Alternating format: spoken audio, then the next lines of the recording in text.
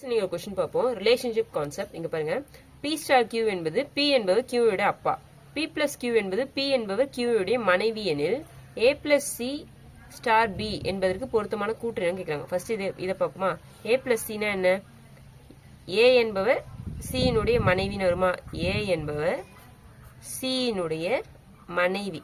A தான் வந்து அப்ப அம்மா, கேர்ள், C வந்து அப்பா வருவா, ஒரு மென்னா இருப்பாங்க. அப்ப சி ஸ்டார் பினா சி என்பவர் பி என்னுடைய அப்பாவா இருப்பாரா? ஆமாவா? இவங்களோட பசங்க தான் பியா? அப்ப இதுல எது பொருத்தமானதுன்னு வரும் கேட்கறாங்க ஆப்ஷன்ல. ஃபர்ஸ்ட் ஆப்ஷன் பாருங்க, ஏ என்பவர் பியின் அம்மா. ஏ வந்து பிக்கு அம்மான்னு சொல்றாங்க. ஆப்ஷன் ஏவே கரெக்ட் தான். மற்ற ஆப்ஷன் பாருங்க, பி என்பவர் ஏயின் மகள்னு சொல்றாங்க. பி வந்து